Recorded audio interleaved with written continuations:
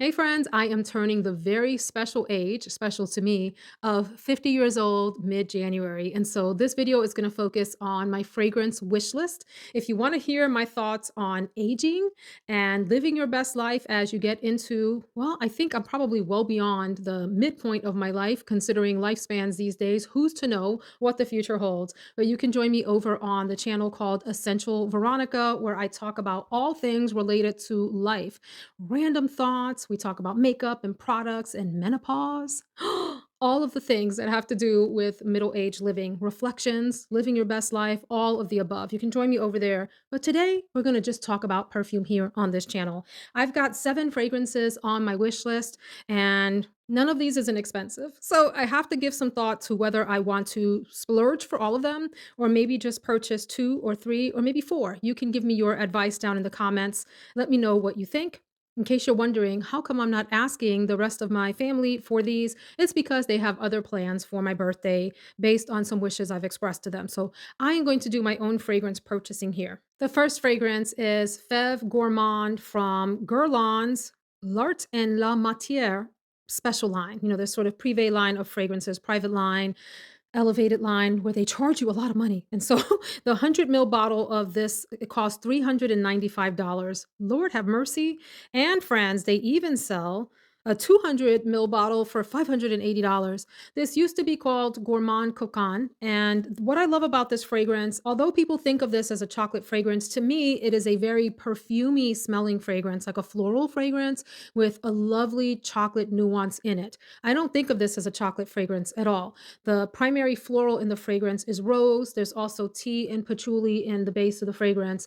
And it's got this like milky chocolate nuance to it that is subtle. It is sort of blended into the rest of the notes beautifully where it doesn't stand out as like an edible gourmand fragrance. I think this is one of the most elegant fragrances I have ever smelled. It's very comforting. It's very reminiscent to me of fragrances from the past that I loved in the 80s and 90s that the older women and my family would wear. I just think this is like sophistication and class in a bottle. And this is pricey. I never see it on sale, like ever, ever. I think the only way that I have seen it on sale is if the retailer, like your Saks Fifth Avenue kind of retailer, is having like a store wide sale. And then I've never gotten to the point of actually putting it in cart and seeing if the discount applied to this line of fragrances. But I may go ahead and spring for this one because I've been eyeballing it for a while. I do have a smaller bottle of this that I was gifted by Jessica Trimmin, who has a channel here on YouTube, and I fell in love with it. So, Jessica, I'm blaming you if I end up spending the nearly $400 on this fragrance. It's quite beautiful.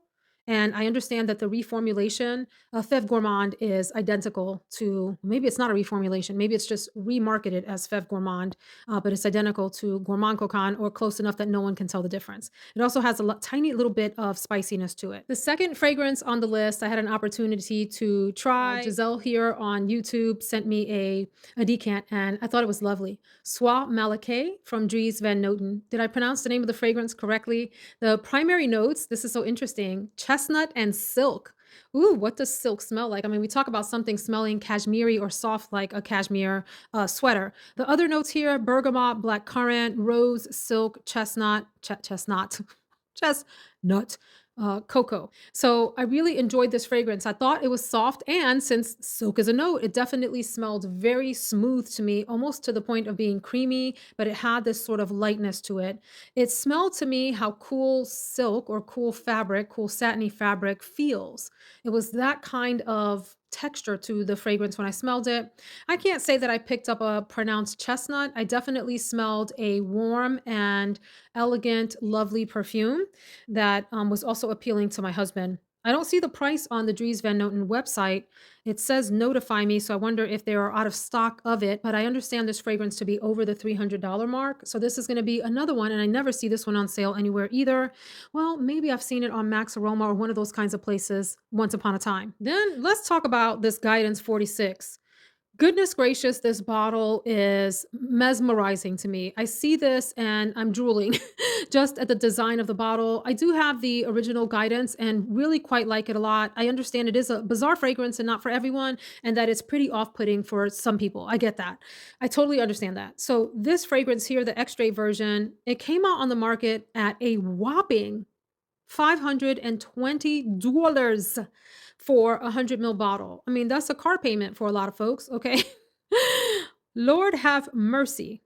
And it really hasn't gone on sale. I've only seen it on sale on fragrancebuy.ca, and that's thanks to viewers. Those of you that in the video where I talked about this fragrance mentioned that it was on sale on there, but even there, it was, I think, $365 plus shipping. Because the way that Fragrance by CA works is if you don't have 5 bottles that you're buying, they're going to charge you shipping. So that gets to be a whole problem as well. Anyway, and then you're, buying from abroad and have the trouble of returning it if something's wrong with the bottle and all of that. $520 is so steep. During the Black Friday sales, one of the major retailers, I want to say it was Bloomingdale's, had it in, maybe it was the super duper high 300s or the low 400s. And I thought about grabbing it at that point. I still felt like that was pretty expensive for this fragrance. It's not a problem of paying the 520. It's the fact that it is 520 for a bottle of perfume. I mean, there's a lot of things that I'd like to do with $520. And buying a bottle of perfume is maybe not at the top of the list because I spend a lot on perfume, y'all. I spend a lot of money on perfume for my own enjoyment, for this channel to share with you all. I just feel like that price point is really pushing it for me. So I don't know about this bottle in terms of my birthday. I do believe in treating myself if there's something that I really want. I think I just have a mental block in thinking about a bottle of perfume being worth a $520 experience for me. To each their own. I can not make that decision for anyone else.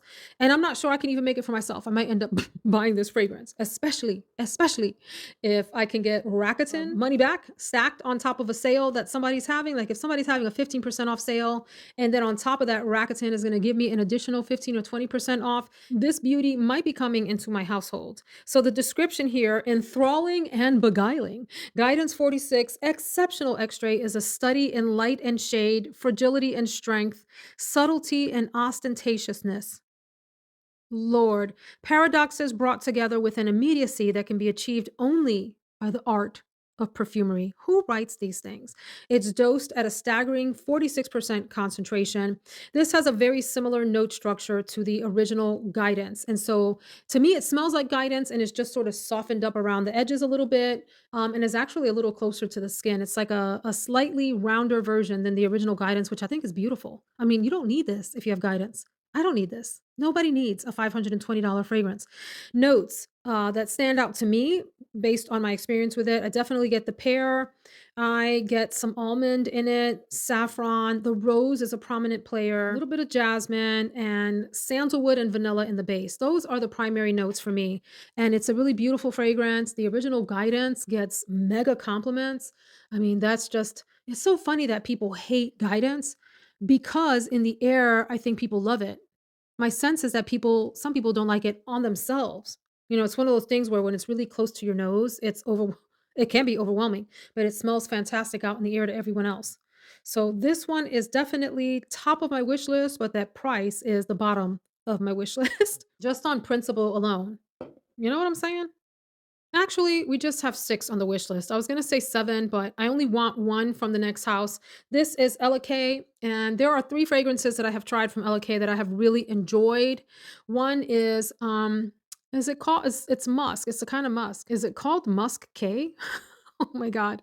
I'll put the name up here because my brain is like, "Nope, you are not gonna remember today," but it's the musk-based fragrance, and I thought that that was really, really quite nice, a warm, musky fragrance. Lettre de Pushkar, which I believe is a floral fragrance. If I remember, it's mostly like a soft rose that was really, really beautiful. But the fragrance friends that absolutely had me, it went right here into this little heart of mine, embedded itself there, and refused to leave. It's like when you look into a beautiful puppy dog's eyes and all of a sudden you have to have that puppy. This was the feeling that I had when I smelled Reflet sur le Covango. I am pretty sure that this is probably gonna be number 1 on my list to purchase because it was that special to me. It's mostly an acacia fragrance. I wish I could tell you exactly what acacia smells like, but I don't know. I just remember thinking that this smelled like a golden floral masterpiece to me. So here's the description. Reflet sur le covango. I love to say that. Eau de Parfum is a unisex floral perfume, a voyage into the arms of the Okavango Delta. I'll talk about that in just a minute. In Botswana, the Okavango is known as the river which never gets to the sea. It seems from above as if there is a huge tree spread eagled in the sand with its innumerable tentacular, holy word, holy SAT word, tentacular roots drawing a labyrinthine aquatic tableau. Hold on, I need a minute to get my dictionary head together while I'm reading this. Drawing a labyrinthine aquatic tableau which the waters redesign every day. On the banks of these countless streams, all sorts of fragrances rise up from the luxurious vegetation, be it papyrus, acacia, or sycamore. The abundant flora exhumes a constant source of inspiration on which the imagination feeds insatiably, just like in Reflet sur le Covango eau de parfum. And so it lists as the primary notes acacia and iris. I don't remember getting like the coolness, the cool powderiness of iris at all. I just remember smelling this divine, almost like a wildflower smell that had like a golden honeyness to it. So when I talked about this fragrance in my sampling experience, I mentioned that it reminded me a lot because of the name of the fragrance, obviously, of the show called The Planet or Planet Earth or something that came out in the early 2000s. I wanna say it was like 2006, 7, somewhere in there, maybe a little bit after that, and it was a series where they focused on an episode on a different environment on the planet somewhere, a different sort of ecosystem, and so one of the series started out focused on the Okavango Delta in Botswana. Does it also stretch into Namibia on the western, southern part of the African continent? Anyhow, the fragrance the show opened with there were aerial shots. I don't even know if drones were a thing at that time. Had drones been invented then? Or maybe they had helicopters or whatever. An aerial shot, a bunch of aerial shots of the Okavango Delta and herds of animals coming to drink water in the many tributaries that come off of this river or that flow into the river or however it works. And there was like they were filmed in the golden hour, meaning either usually people refer to that as when the sun is setting, and so it's on the horizon and it's sending off these golden rays of light. But you also get that early in the morning as the sun is rising, so it could have been then too. And I just remember feeling like that episode and the scenes were just incredibly magical to me. We actually had just gotten a really huge television at that time, like a really big widescreen TV, and it was in high definition. That was when high definition had just started to become a thing. Not even 4K, just HD, and I remember thinking how clear and beautiful the imagery of these animals was. And I talked in that other video about my experience on the eastern part of the continent, in the South in South Africa, when I was there for 3 weeks and had a chance to go out on reservations and had just some magical experiences in golden hour light and all of that. So the memories of my trip to South Africa, my memories of that show in Eastern Southern Africa were just like imprinted in my mind as I was trying this fragrance and I meshed the two together. And so, for those reasons, this fragrance that I have never had a bottle of feels very special and like I must get a bottle of it. So, I will have a bottle of this by my birthday. This is my number one choice.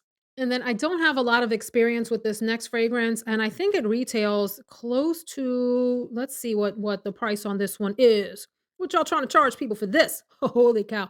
$395 again, like FEVE Gourmand for 100 mil. This is Hysterica by Gritti. I will probably purchase this fragrance if I purchase it from So Avant-Garde. In fact, I should be having one of those 30% off sales coming up very, very soon. Very soon. So please stay tuned and I will probably use that discount code on this fragrance to get myself 30% off of this crazy price.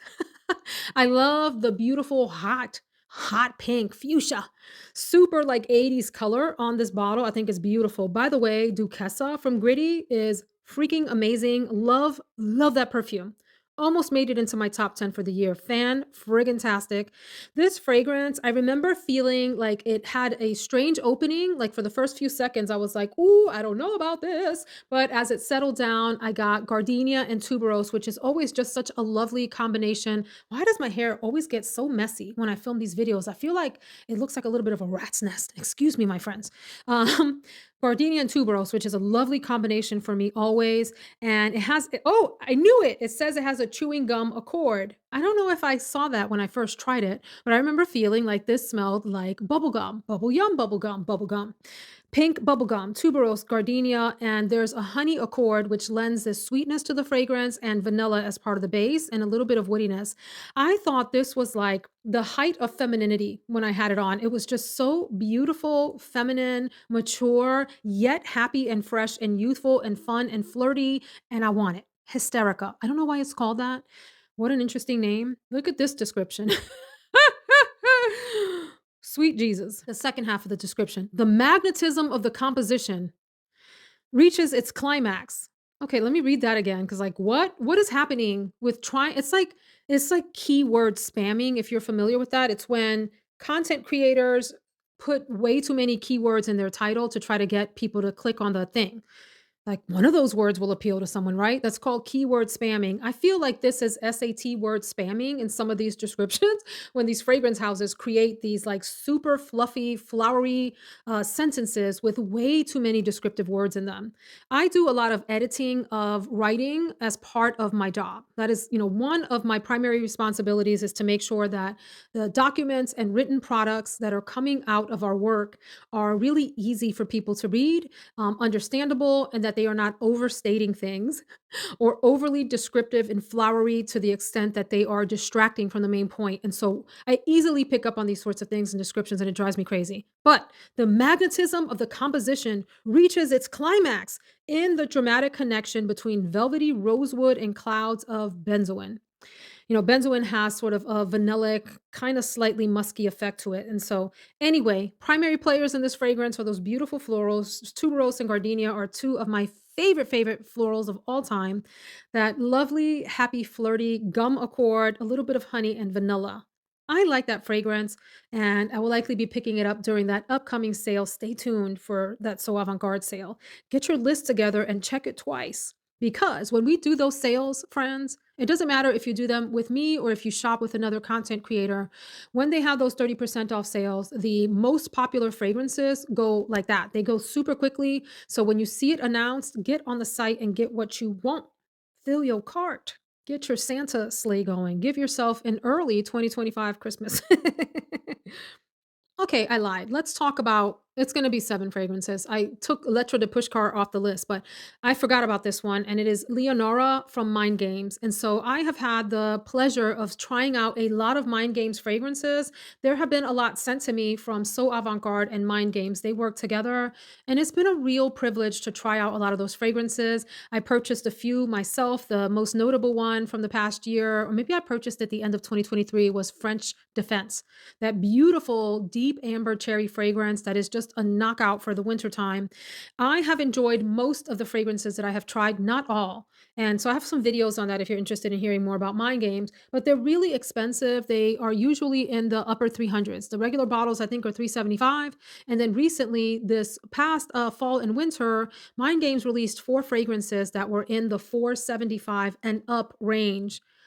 Oh my dizzying God. My goodness. They were Mentor and Prodigy and Counterplay and Opera Mate. All lovely in their own respective ways. So, one that I tried way back, I have lots and lots of travel sprays of this, but I haven't sprung for the full bottle, is Leonora, which I think is just such a beautiful spring and oh, Queening. Queening is one of the other ones that I think I bought that with my own money and it is so beautiful. Back to Leonora. Passion fruit, apricot, and osmanthus. It has some brightness from ginger, tonka bean, and sandalwood, and a milkiness in the base and a muskiness. And it is a fabulous, Fabulous springtime and summer floral. A little bit of a powerhouse of a fragrance, particularly when you first spray it. Very mature and grown up, and yet it has these really sort of bright, like if I had to assign a color to the fragrance, it would be pink and yellow, like pinks and yellows just sort of emanating up from the beauty of it. That is one that is on my list that is not going to be part of the 30% off sale for So Avant Garde. You can get these for 10% off. That's the max that they'll do on their sales. And sometimes Mind Games will run 15% off sales, and that's kinda it, and that's the only discount I've seen on any of the other major retailers, like your, Bloomingdale's and Neiman Marcus and those places, but Leonora is gorgeous. It's one that I don't have a full bottle of that I really do want. And then for this next one and the last one, Imma need y'all to hold my hand, please. For 1.7 ounces, 1.7 ounce of 1 bottle of the new Soleil Parfum, because I have the Eau de Parfum, just a regular Parfum version. We're looking at 445, 445, $400 bills plus another 45 single dollars on top of that as the price tag for a 1.7 ounce of Soleil Parfum. I mean, Tom Ford and Company. I realize he's not with the company anymore. It's sold off to, is it Estee Lauder? But geez, what are they doing to me? Here's another one with SAT word spamming. Here's the description. The peak of soleil, which means sun, Soleil Neige Parfum captures the breathtaking majesty, not just the majesty, but the breathtaking majesty of a mountain summit basked in solar light, an amplification of alpine splendor with exhilarating citrus, orange flower, and warm musk. The parfum is the most elevated rarefied expression of the citrus floral musk scent. And it seems to have much of the similar sense of the original bergamot, carrot seed, jasmine, and musk somewhere. So it looks like this fragrance is what they are calling an amplified version of the original, which is typically what we think of as a parfum versus an eau de parfum. I haven't tried this. This would be a complete blind buy. I might get a sample of this if you have tried this in store. So again, friends, we are not talking about the original Soleil Neige eau de parfum. I have that. We're talking about the new release this past year that is the Parfum concentration, where it has a higher oil concentration. If you have tried this, I would love to hear from you, your thoughts on it versus the original Soleil Neige. You know, Soleil Neige is near and dear to my heart. It made my top 10 fragrances of 2024, and I just adore it. I love wearing it. It makes me feel happy. It is enjoyed by others around me. It's one of my favorite scents to wear to a work event. And I'm very, very curious about the Parfum, but am I $445 for a 1.7 ounce curious? We shall see. So first on my list to purchase is Reflet sur le Cavango. I know that that's a love. The price is high, but within comfortable range for me where I don't feel like I'm gonna have a heart attack when I press the buy button. I think I'll pick up the Hysterica during the upcoming sale for So Avant-Garde, like I mentioned. And then I'm not sure what's next on the want list after this. For some reason, I feel very drawn to Guidance 46. It doesn't make sense because I have the regular guidance and I don't need the Guidance 46. And I'm slightly concerned it would be one of those things that once I purchased it and got it in my collection, I will have wished that I waited for a discounted price. I don't know. We shall see. And then I have to say, despite the redonkulous price, I'm really drawn to the idea of a parfum version of Soleil Neige, more so than any of these other fragrances, but we shall see. We shall see. Let me know your thoughts in the comments. Are there any other fragrances that you have not heard me talk about that you would recommend for me for my birthday? What would you buy for your own birthday? Let's talk about you. What do you want? What's on your personal wish list? Do share down in the comments so that we can enjoy your recommendations and dream a little dream of a fragrant smell along with you. Thanks so much for indulging me as I went through this ridiculously expensive wish list for my birthday fragrances, and watch for that upcoming So Avant Garde sale. It's gonna be a good one. Y'all take care, friends. Thank you so much.